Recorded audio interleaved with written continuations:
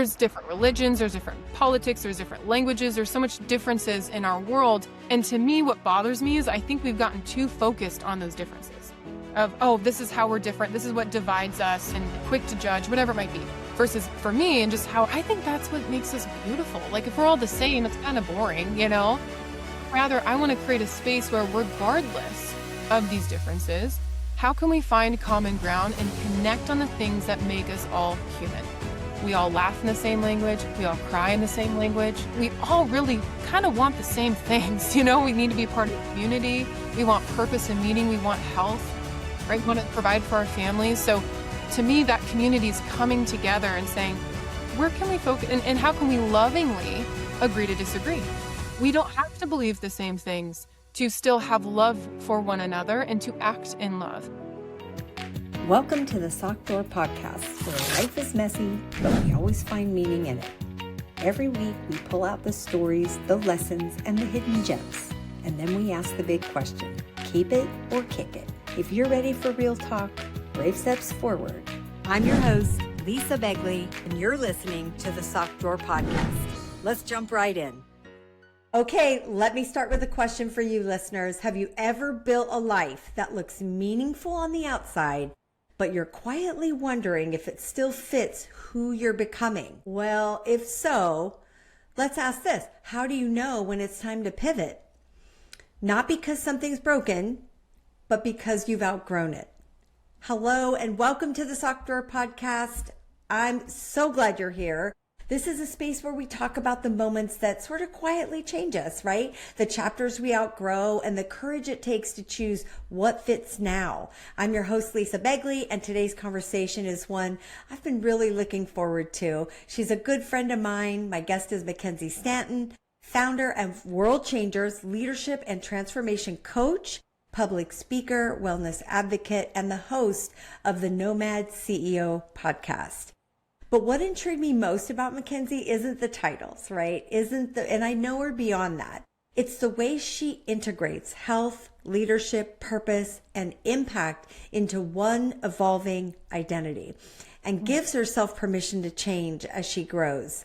This isn't a highlight reel conversation, you guys. It's a real one. McKensie, yay, welcome. So glad you're here. Oh my gosh, thank you so much for having me, Lisa. I adore you. And it's my pleasure. You are a light to the world. Just so you know. Thank you for saying that. No question, a just beautiful inside and out. You are a world changer. And it's amazing to see you have this platform to be able to highlight people's stories. And I'm so honored. So thank you for allowing me to be here. That is very kind words. I didn't expect, but thank you so much. Mm-hmm. So, Kens, let's start, if we could. I kind of like to go back to the beginning, right? Because we didn't get here without this whole process, right? So, before World Changers, who were you before the leadership roles, global travel? I see you all over the world, and now your podcast. Mm-hmm. Yes. So much of it, right, of where we are later in our life, I think stems from especially entrepreneurs, right? People that are creating and doing their best to add value to the world and make a difference. I think a lot of stories I've heard and I relate to is it starts typically when we're younger, right? There's these little, I call them God winks, right? Saying this moment, remember this, right? Slow down, embrace it, soak it in.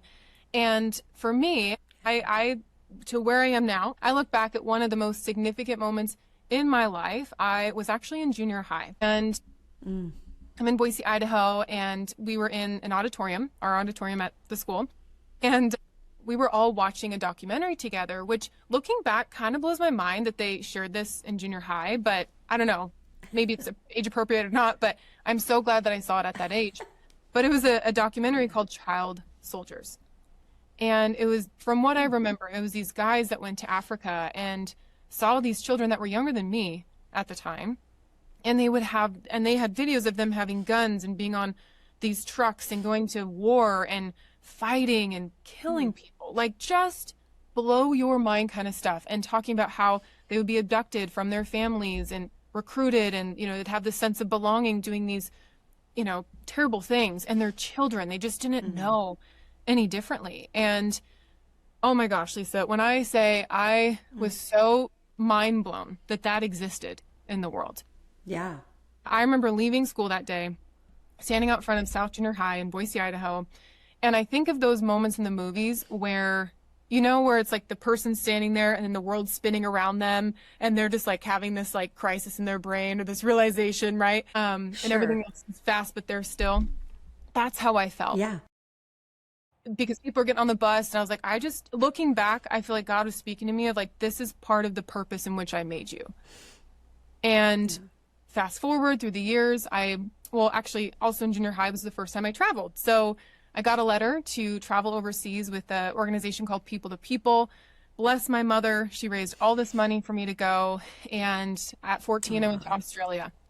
And that planted the seed of, holy smokers, I'm on the other side of the world and my family's back home. This is cool. Yeah.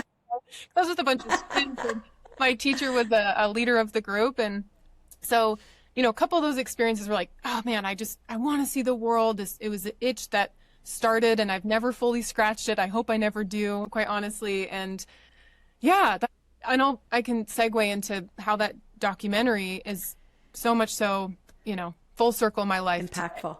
Yeah. Yeah.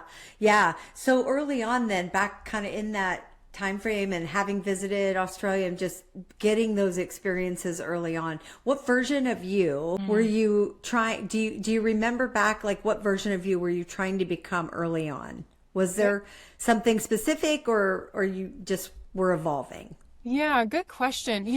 That's a really good question because I don't think I've ever thought about it in this way, but you asking this just like epiphany for me. Yeah.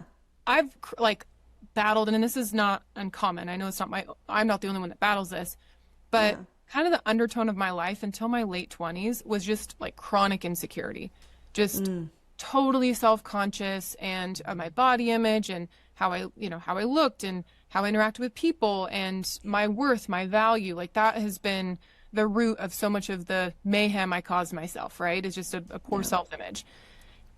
But to answer your question, and again, this is the first time it clicked for me, so thank you. When I was in Australia, it's like that fell away. I could be fully present. I was fully alive.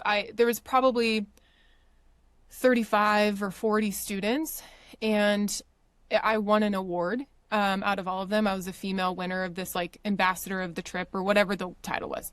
Yeah. And I was shocked. I was like, wait, what? But I was always like, my coaches would always pull me aside and be like, I see you as a leader. I'd be the captain of the team. Like that was but I never saw myself that way. It was just looking back, it was kind of the narrative, right, of what I would hear. And so, again, this is kind of mind blowing. So thank you. Yeah, I felt fully alive where I didn't feel like I had to be anyone else. I could just be, I could Love that. And I think, Lisa, part of what I've learned about leadership and transformation is I was so self-conscious at home of what do people think of me, that on that trip, I was so like sparked with curiosity of the world and other people that I was living in the mindset of, I want to know them. And took my eyes off myself to be like, ooh, who are these Aborigines that are here in Australia and the locals and like my fellow, junior hires on this trip, right? Who are you? Like, oh, let's experience this. And it just shifted that perspective. And I felt it wasn't about me, right? So good. Yeah.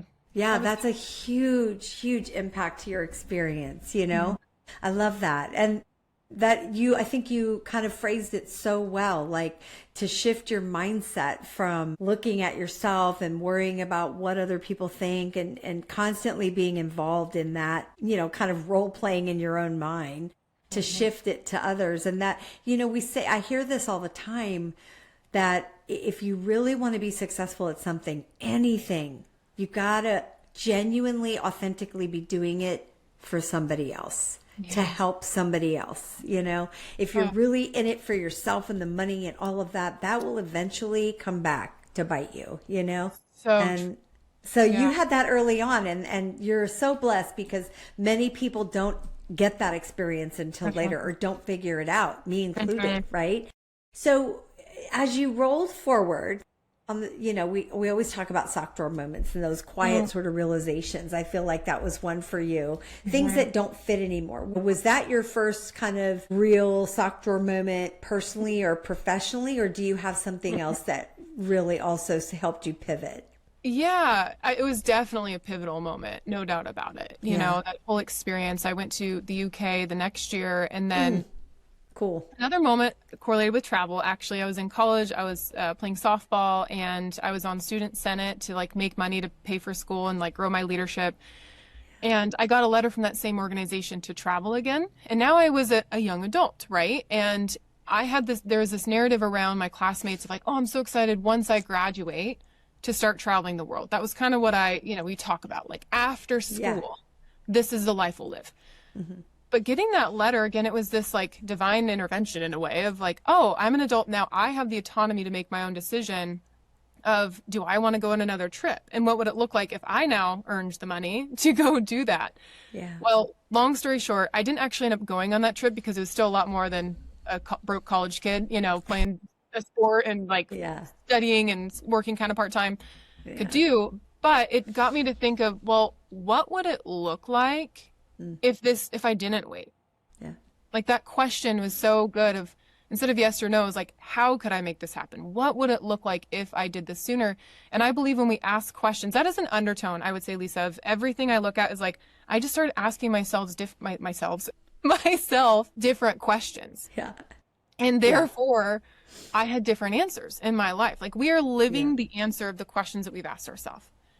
And so that it opened up, and long story short, my brother, who's a big traveler as well, we joke, okay, we're brother and sister. It's like I started traveling first, okay? So even though I was younger, but he's been to way more, 3 times the countries I have. Like he's been to over 100. So I'm working to catch up. But anyways, he had an opportunity to go to Peru and see Machu Picchu. It was a 10-day trip, and it was like a couple grand. I was like, I could swing a couple grand, like, again, college kid. And so I saved up the money and I went with him and his now wife. And it was, again, I was so alive. And Lisa, to that point, it actually took me a long time at least into my 20s, and still to this day I have to work on it, to learn the lesson that I will feel insecure. And, if I'm continually thinking about me, that I did try and pursue my own glory. Man, I want to hear my name. I want recognition. I want to make money about me. Even though that's never been my heart, I think I got kind of confused of like, well, what does this look like? And I had an amazing mentor, another moment that, him and his wife, by their example, it was always about other people. They're multimillionaires, been married 30 years, have all the, worldly success that you could say. But every time I sat down with them, I felt like the most important person in the room. And I was like, this is kind of crazy. Like, you guys are really cool, And so they really marked my life. For me to like mentally get it, was like, oh, they're making it about me, not about them. And so that realization came later on. But anyways, all that to be said, so many moments are around travel and that kind of shaking up the routine to ask different questions. So I'll leave it at that, but it's great thoughts. I love it. It's so true. No, it's so true. We were talking a little bit before we hit record, and traveling to me is just, it's so impactful in being able to get another perspective of another world, another culture, other people, another country. One, it can make you feel really blessed for what we have here. 2, it can help you to see things through other people's eyes and give you the perspective, like you said, Ken, to give you the perspective of other people and not constantly focusing on yourself. Now, World Changers, right? Love this. Isn't just a business, it's a movement. Yes. So what problem were you actually trying to solve when you created it? Oh man, great question. So a little bit of context too to help answer that question. Yeah. So I built a direct sales business for almost 10 years. And there's a lot to that story, or that part of my journey. But we had a voicemail system, and I was growing a team, right? So I had a team that fortunately was actually spanning the country. I had visions of having partners around the world, which is kind of crazy because of what's happening now. But on that voicemail system, I would most of the time start my messages to my team with, hello, beautiful world changers. And I didn't consciously think of why. I think I desperately wanted to be beautiful and I wanted to make a change in the world, right? And so I've studied John Maxwell a lot, gone to his conferences, love his stuff. And he always talks about seeing people as a 10 out of 10 of potential on their forehead kind of thing. So, but anyways, I'd sent out this message to my team, and it was years into doing this that I came across a gal that had left the organization, and I have stayed friends with pretty much everybody. That's just who I am. I'm like, if we're in business, like, we're also friends. That's just how it's going to be. She's one of the most positive people could ever meet. She's like you. You're like, oh my gosh, no one could ever, like, you're just amazing, Great attitude, amazing spirit, just adds so much value to your life. And I had a conversation with her, and she was like, I miss being called a world changer. And there was a sparkle in her eyes that this very positive person, I had never seen that sparkle before. Yeah. And it just clicked with me. I was like, oh my gosh, this isn't just my dream to be a world changer and to be beautiful as a woman. Rather, it's likely most people's dream, if not everyone. And so I started to think of like, man, okay, when I see people, I just love people. I just love people. I do. And I'm kind of more ambivert. I'm somewhat introverted, somewhat extroverted. But as time went on, how World Changers came to be, it was like the problem that I want to solve is to help people see themselves that way. Right? That they have a world. I believe that everyone has a world changer within them. Yeah. Not everyone awakens it. Yeah. That world is contextual. It may not be the 8 billion people on it. It might just be the people in their own home. Yeah. But I learned, again, to the problem we have to solve is first we have to look in the mirror. That is the first line of our mission statement, is to own the mirror, the good and the bad. Own the mirror. I have to change me before I could ever transform me, before I could ever be an example and help other people also transform. Yeah. And so to me, it's a both and scenario. It's a tension to manage of how can I change myself? And the change may not always be a bad thing. It might be, how can I change in the sense I give myself more credit for me being actually kind of cool? Yeah. Right? Like, yes. You're so weak and you suck, right? It could be, no. And I have this value to add, and I got to give I'm pretty cool, And that's the way I got to go on. And I love that. And you're helping so many people, find themselves. Yeah. So you've embraced, along with this World Changers program, tell me, I want to know like what happens, because you've embraced the nomadic lifestyle while leading globally. So how has the movement, physical movement, changed the way you see leadership? And like, when you get there, what are you doing? Like how are you, taking that and helping the world? Yes, great question. So a couple layers to that answer is World Changers is a multifaceted organization, right? Okay. There's a lot that we do. I'm a multi-passionate human, so therefore yes, you are. And again, I started part of the foundation of all this, of founding it, is I asked myself different questions. Questions like, how can I serve other people and also live my own dream lifestyle? How can I reach peak performance and have fullness of life? How can I build something that serves my needs but yet isn't about me? Yeah. So a lot of what I do now is stemmed from those questions. And it was a lot of heartache, right? A turning point, a lot of loss that kind of allowed me to come back and say, all right, McKensie, let's go back to the drawing board of why I'm doing what I'm doing. So there's 5 pillars of World Changers. This will help kind of answer what we do and why I'm doing. Yeah, good. Tell us. First and foremost, we are a global community. We are a growing global community. And that community is meant to connect people. First and foremost, like genuinely connect. There's different religions, there's different politics, there's different languages, there's so much differences in our world. And to me, what bothers me is I think we've gotten too focused on those differences. Of, oh, this is how we're different. This is what divides us, right? And quick to judge, whatever it might be. Versus for me and just how I am, I'm like, I think that's what makes us beautiful. Like if we're all the same, it's kind of boring, Yeah. But rather, I want to create a space where regardless of these differences, how can we find common ground and connect on the things that make us all human? We all laugh in the same language. We all cry in the same language. right? We all really kind of want the same things. You know, we need to be a part of the community. We want purpose and meaning. We want health, right? We want to provide for our families. So to me, that community is coming together and saying, where can we focus and how can we lovingly agree to disagree? We don't have to believe the same things to still have love for one another and to act in love. So to me, that's the heart of the community. Secondly, is personal growth and leadership development. I see those kind of one and the same of like, I'm growing me, like owning the mirror so that I can lead other people. And that leadership might be a parent with their child. It might be a teacher at school. You know, it doesn't have to be you don't have to have a leadership title to be a leader. Third is health. I have a health background. So became a personal trainer in my late teens, early 20s. And then got into nutrition. Like I was a kid too, another kind of point right as a kid. I would read nutrition books as a teenager. Like I've just always, I remember doing Jillian Michaels as well, like fitness, nutrition, health, growing up at home, right? The home videos, in addition to being an athlete. So it's always been a passion interest of mine. So I've learned like we can only make a change out there and sustain that change if our bodies can handle it, right? Like we can't, and I've done this on both sides, right? I've been guilty of everything, like compromise my own health to be able to do that. So health is another one, travel is the fourth pillar, and then impact is the fifth.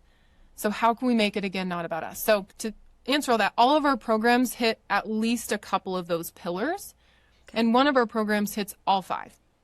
And so the impact piece, that's actually a huge driver of why I became a nomad.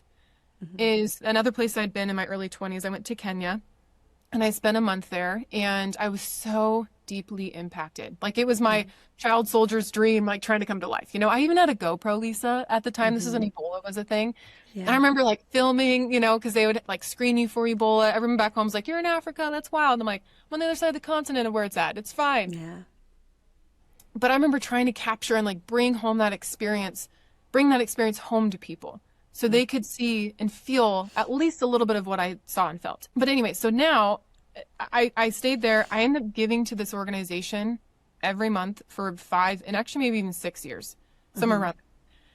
To come to find from the gal that I actually lived with, like say, stayed with a family, that the guy at the organization was taking the money. It was never going where I thought it was going. Now, I wasn't actually bummed about the money. I mean, I was still young 20s. It wasn't a crazy amount, you know, it started $50, $100, a couple $100. But like, it was like, what? Like, I was there. I went and served, you know, that just blew my mind and broke my heart for the people. So I just have it so heavy on my heart to establish authentic, integrous relationships with organizations that need help and create an opportunity to give to them financially, resource-wise, as one aspect of it. 2, to take people there so they can experience that. Volunteering's a component of our retreats. And then 3rd, create opportunities for people beyond the money. So to connect people within these organizations with other people in our network, right? That goes beyond just resources, but rather invests in people at the same time. So anyways, there's a lot to it, but hopefully that. Well, if people want to find you and learn more, where would they do that? Yes, great question. So worldchangers.me is our like label on our social media. So you can go to worldchangers.me. That's our website. Worldchangers.me on Instagram. We have a Facebook and LinkedIn group, worldchangers.me. Disclaimer, I'm still somewhat new to social media. So me and my team are working we're working constantly on building up that presence more. Okay. Love that. Especially our groups. That's kind of one of the main focuses for 2026. It's always free, connect people. Me personally, they can find, in the podcast that's coming out next week, Nomad CEO, Nomad_CEO on Instagram, and then McKensie Stanton on LinkedIn or Facebook. So yeah, that's what Plenty of spaces to find you and message you and get more information. Correct. Love that. So let's bring it to this now. What's the current drawer, as we like to call it here on the sock drawer, that you're in that's refining, releasing, or rebuilding, right? What are you being asked to unlearn right now? So good. Oh my gosh. so much, quite frankly. It's the continual thing. I think, I'm coming on the other side of this. Yeah. And it's been a chip away process. I would like to think with all the personal growth and things I've done that I would have bounced back a little bit faster, like full swing. I bounced back right away. Like I do have decent resilience. Yeah.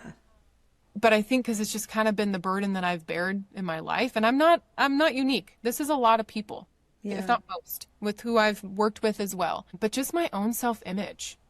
Just like I worked really hard to fall in love with me as a person. And I would say my mid to late 20s was when I started to genuinely feel that way. And not an ego, but just like, I'm not a horrible person, but went through a relationship, big life transitions, a lot of like financial insecurity and location and just all this stuff. But it was like, I just stopped giving myself credit or rather like leaning on like, okay, I know I got this. I know I'll land on my own 2 feet. Yeah. But I realized in my speaking or I had opportunity to start speaking on stages again because I'd done that a lot in my past, that I wasn't as confident showing up. Yeah. Right. And I just had to go back to the drawing board and remind myself of my own identity and my own self-worth. And it's good. And, so good.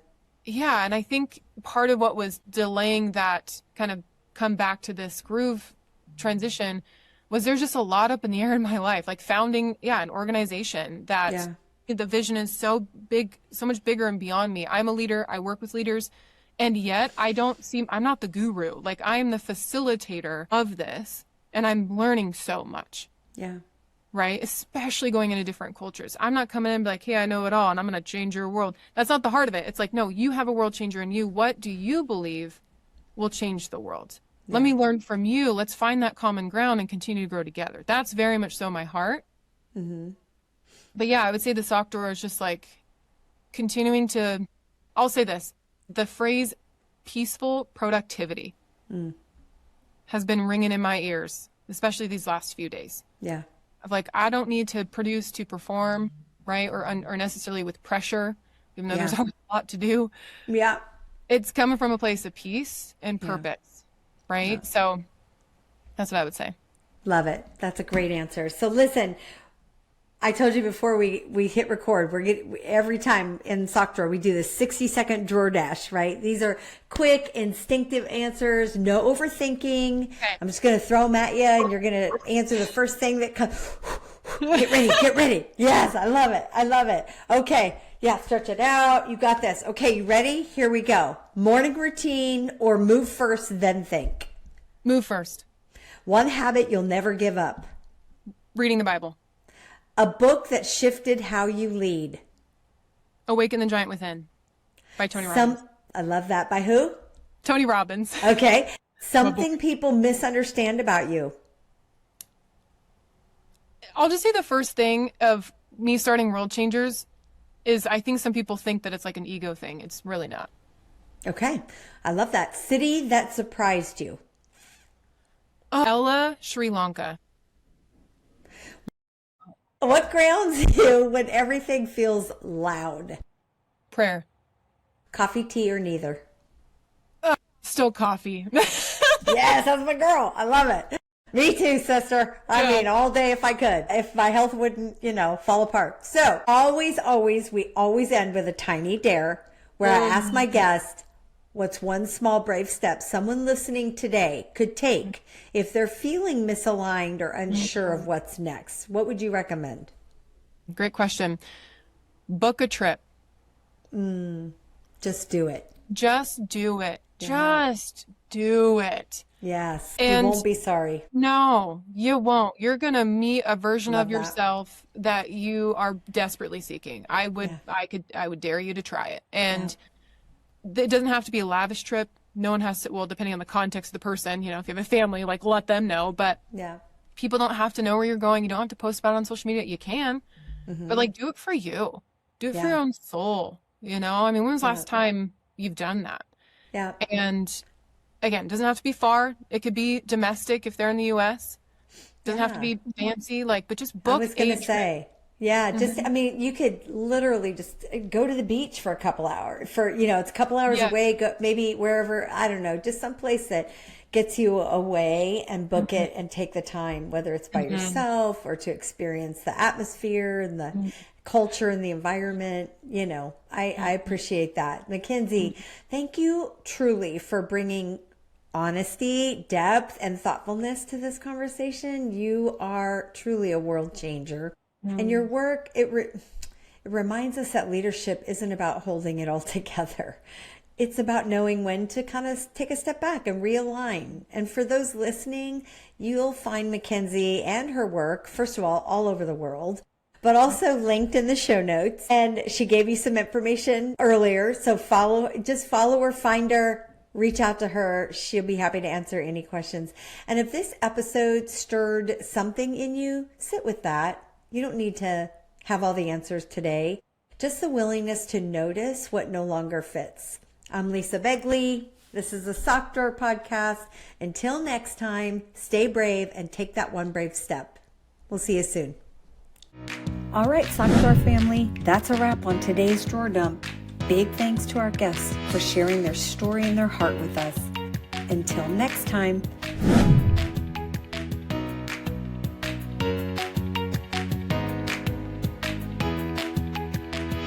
Don't forget, life's too short for mismatched socks. Retire the ones with holes, inspire the ones that still shine. See you soon.